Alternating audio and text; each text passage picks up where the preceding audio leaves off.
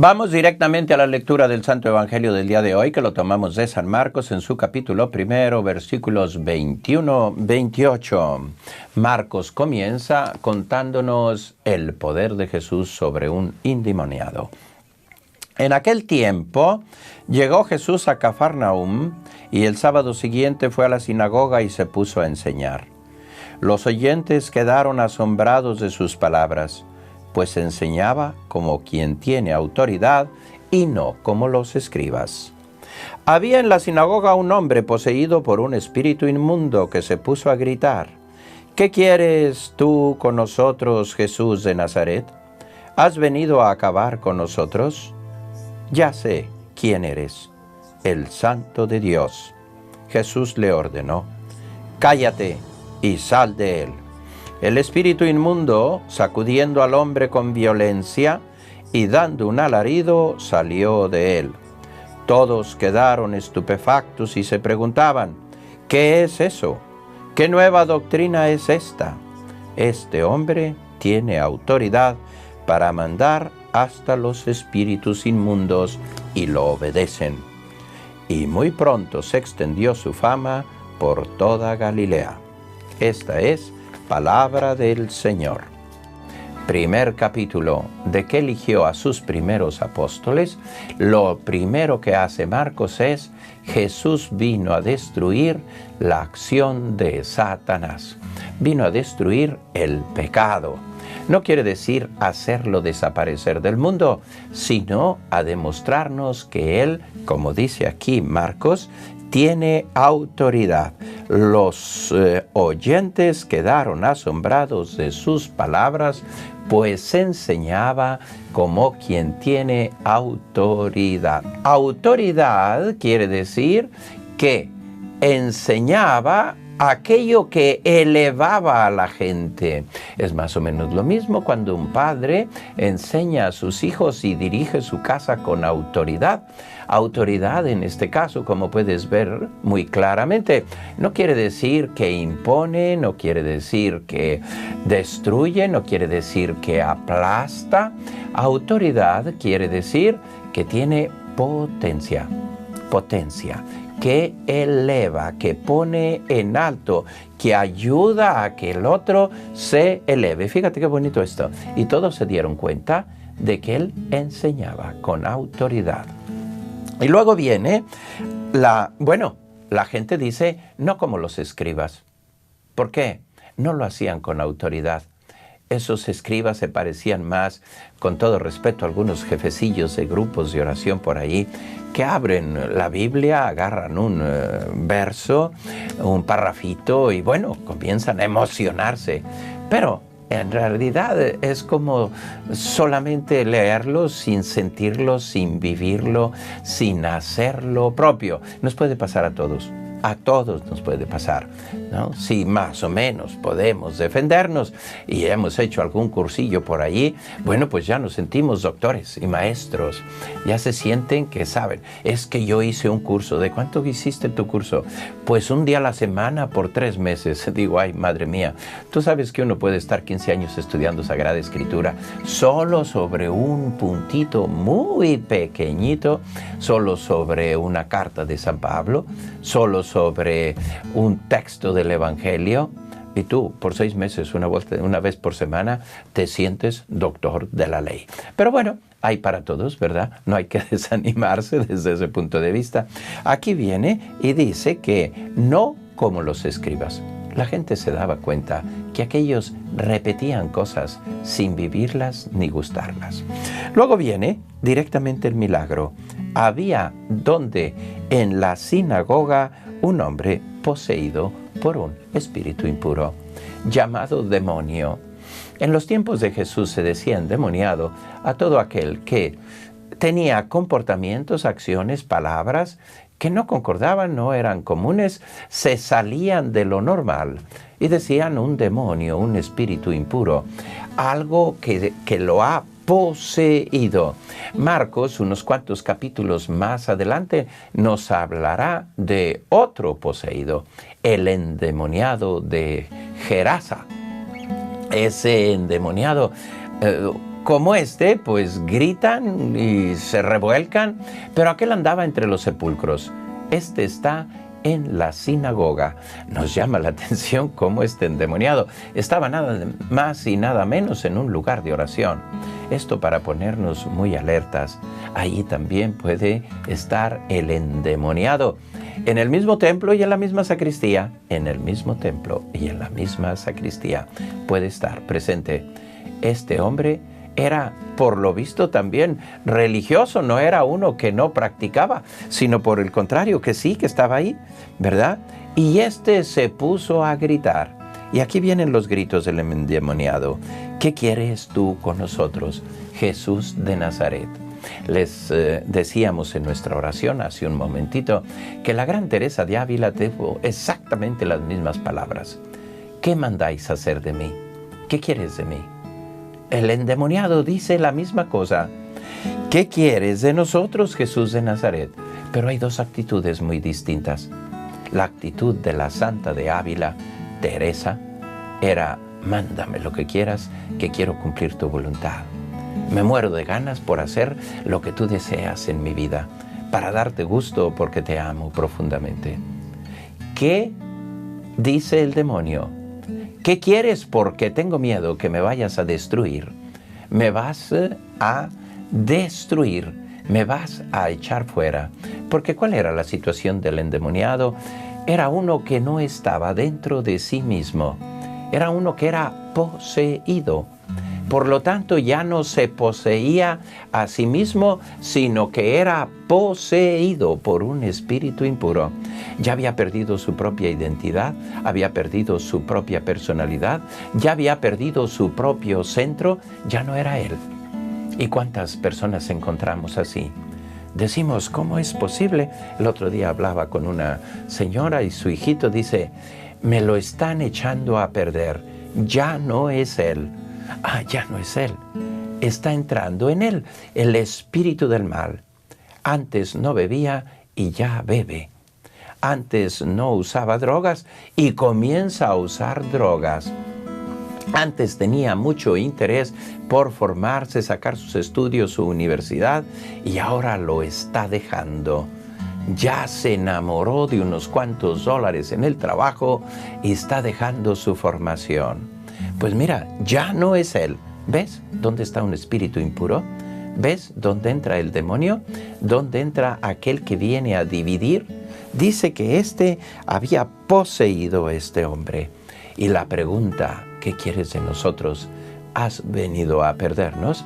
Lo primero que nos llama fuertemente la atención es que el demonio conoce muy bien a Jesucristo. Sabe quién es. Y sabe que Jesucristo es lo que nos quiere decir Marcos en este Evangelio, que tiene la autoridad para destruir el poder de Satanás. En esto nos vamos a entretener un rato, porque es muy importante saber quién tiene el poder para destruir los espíritus malos que hay dentro de nosotros. ¿Es el brujo o la bruja? ¿Es el charlatán? ¿Es el curandero? ¿Es el que hace limpias? ¿Es el que lee cartas? Ese no tiene ningún poder. Es un charlatán. Pero es que me dijo una cosa que luego me sucedió. Mira, hay muchas frases así llamadas sibilinas. Quiere decir que se pueden aplicar en cualquier modo y de cualquier circunstancia. Cuando te dicen te va a suceder una cosa terrible, pues lo que quieras y lo que te haya sucedido o te suceda, ya lo consideras como terrible. Si tuviste un accidente en el coche, me lo avisó el brujo. Me dijo que iba a suceder una cosa terrible. ¿Por qué no me anuncia el brujo que voy a sacar la lotería? Porque no lo sabe. Vamos a seguir adelante con nuestro Evangelio. Nos quedamos diciendo que Marcos nos quiere decir desde las primeras letras de su Evangelio, desde el primer momento, que el único, fíjate bien, el único que tiene poder sobre Satanás es Jesucristo. Y desde luego su Santísima Madre, la Santísima Virgen, siempre como intercesora, ¿verdad? Ella intercede. A ella, a la mujer, así llamada en la Biblia, Dios le dio el poder de aplastar la cabeza del dragón. María, Por eso es tan importante la devoción mariana para poder aplastar la cabeza del dragón. Esto es una evidencia porque todos los exorcismos y los exorcistas nos enseñan que el demonio tiene permiso de Dios para atacar a Dios, para atacar a los santos, para atacar al mismo Jesucristo, atacarlos, no vencerlos. A la única que no puede atacar es a la Santísima Virgen, porque es la única criatura salida de las manos de Dios, inmaculada, donde el demonio nunca tuvo nada que ver. Desde luego, tampoco en Jesucristo, pero Jesucristo le da permiso de que se manifieste y manifieste toda su rabia contra él. Contra la Santísima Virgen, no lo puede hacer, porque Dios le dio el poder de aplastar la cabeza, de destruirlo. Marcos nos quiere decir aquí que Jesús vino a destruir el poder de Satanás. Te decía que no hay ninguna persona, ni el Papa, ni los obispos, ni los cardenales, ni los sacerdotes, en cuanto personas, en cuanto hombres, tienen poder para destruir la acción de Satanás, el pecado. Nadie tiene ese poder. Entonces, el único que lo tiene es Jesucristo. Cuando un exorcista, cuando un sacerdote, cuando da la absolución de todos los pecados, lo da en nombre y poder de Jesucristo, no propio. Nosotros sacerdotes no tenemos el poder, somos instrumentos de Cristo para que Él actúe su poder en cada uno de nosotros. Por eso cuando nos vamos a confesar, no es el sacerdote que me perdona. Muchas personas dicen, ese padre me casó. Entiendo que es lo que quieres decir. Pero en realidad, Él ni te bautiza, ni te confirma, ni te casa. Él es el instrumento puesto por Dios para que sea Cristo el que te bautiza, Cristo el que te confirma, Cristo el que te casa, Cristo el que te perdona. Eso es, nosotros sacerdotes somos simples instrumentos en las manos de Dios. Nuestra pobreza humana y muchas veces espiritual no tiene ningún poder. Nosotros no tenemos poder sobre Satanás. El único que tiene el poder, y Marcos nos lo dice bien clarito, es Jesucristo. A partir de ahora Marcos va a empezar a hacer y a contarnos muchos milagros de Jesús, uno detrás de otro. Va a ir contándonos milagros, palabras, enseñanzas. Pero dice aquí bien claro que Jesús enseñaba en las sinagogas. Se puso a enseñar. Cristo viene a enseñar. ¿Qué quiere decir? Que vivimos en una ignorancia enorme, supina, ¿verdad? Una ignorancia que no tiene límites. Yo quedo aterrado cuando personas buenas, maravillosas, de un gran corazón, vamos a esos grupos de oración y te hacen cada pregunta que te dices, esta es una pregunta como preguntar el abecedario a una persona, saber si sabe cuál es la letra A, cuál es la letra B, y cuál es la letra M, y cuál es la letra O. No lo saben. ¿Por qué? Ignorancia. Ignoramos muchísimas cosas de Dios. Y no digo grandes cosas y grandes vuelos teológicos, pero es que no le dedicamos un poquito de tiempo a leer los santos evangelios. Pregunto muchas veces, oye, ¿quién de ustedes ha leído el Evangelio de San Marcos? Que es el más chiquitito de todos, por eso pregunto San Marcos. Tendrá unas 13 páginas en total, depende de la Biblia y de la edición, ¿verdad? Ponle 20 si quieres, con las notas. Y se levanta una mano, 2. ¿No has leído nunca el Evangelio completo? No. ¿Y cómo quieres conocer a Jesús? Si no lo has leído, no lo conoces. ¿Quién de ustedes tiene el catecismo de la Iglesia Católica y lo usa? Lo usa quiere decir, va, se acerca a él, consulta, ¿verdad? ¿Qué pregunta tiene? Sobre 1000 cosas, sobre el alcohol, sobre las drogas, sobre el sexo, sobre el aborto, sobre la pena de muerte, sobre matrimonios mixtos, sobre la Eucaristía, sobre la confesión, sobre la comunión, sobre la infalibilidad del Papa. Qué palabrota tan larga, ¿verdad? Y ahí está todo en el catecismo. No es que tengas que leer las 700 páginas, no. Tú vas al índice, buscas la pregunta que tienes, la consultas y tienes la respuesta. Y dejas de ser, perdón por la palabra, ignorante. Es decir, uno que no conoce, ignora, no conoce. ¿No? Ignorante es una palabra latina. Ignoscere es conocimiento. Ignorar el que no conoce. Bueno, Jesús aquí enseñaba. Entonces, doble acción de Jesús que nos subraya el evangelista Marcos. Primero, enseñar para quitarnos lo ignorante. Ya has escuchado mucho esta frase, católico, ignorante, seguro protestante, porque luego vendrán los primos luteranos, protestantes. ¿Y por qué adoras a la Virgen? ¿Y por qué adoras a los santos? ¿Y por qué? Tres preguntitas que siempre repiten exactamente lo mismo. Parece que no saben otra. Y que la Virgen tuvo otros hijos el domingo de camino a Mexicali, a esa campaña del pequeño Jesús. Dicen, padre, que San José tuvo otros hijos. Probablemente sí. Hay evangelios apócrifos que lo atestiguan. San José fue puesto por Dios para cuidar a Jesús. Es así llamado su padre putativo. Es decir, el que Dios puso. No es su padre biológico. Él estuvo allí. Pudo haber sido viudo. Pudo haberlo sido. ¿Cuál es el problema? Pudo. La iglesia no nos dice ni sí ni no. Nos dice que él lo puso Dios ahí, que tenía problemas en sus sueños, etcétera, etcétera, etcétera. Así es que cuando nosotros no conocemos nuestra fe, pues fácilmente nos ponen en jaque. Y parece que las cosas de jaque siempre son dos o tres. La virginidad de María, la resurrección de Jesucristo, la infalibilidad del Papa, ¿verdad? Y algunos, pues los santos sí, los santos no. Y ahí termina todo. Si leyeran un poquito, se darían cuenta de que es muy fácil dar el salto y entender las cosas, pero como no se forman, pues allí quedan. Bueno, pues vamos a ver, vamos a seguir con el milagro. ¿Qué cosa dijo el endemoniado?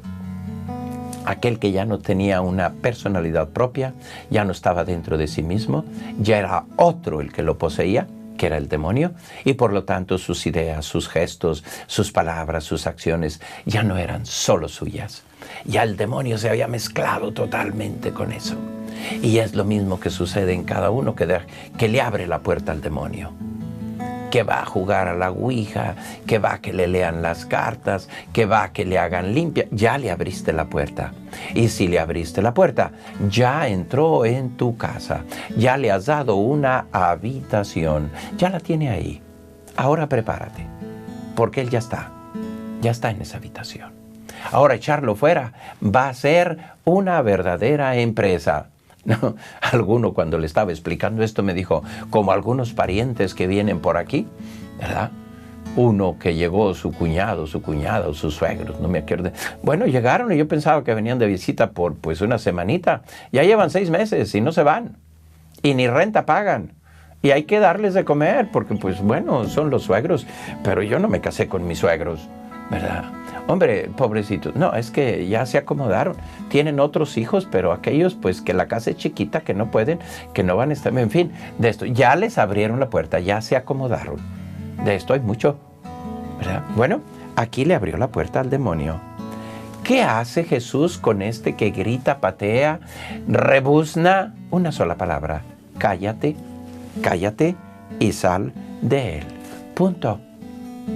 Algunos preguntan, ¿cómo puedo echar el demonio? El coraje, la rabia, el rencor, la venganza, el resentimiento. Con un solo paso, cállate. No hay más. Los exorcistas lo primero que te recomiendan cuando tú asistes a un exorcismo, no dialogues con el demonio. Ni una palabra.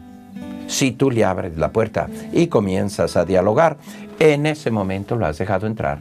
No hay diálogo. Cállate y lárgate. Punto. Imagínate que pudiésemos tener nosotros esa decisión cuando nos viene un coraje, calma, paz y serenidad.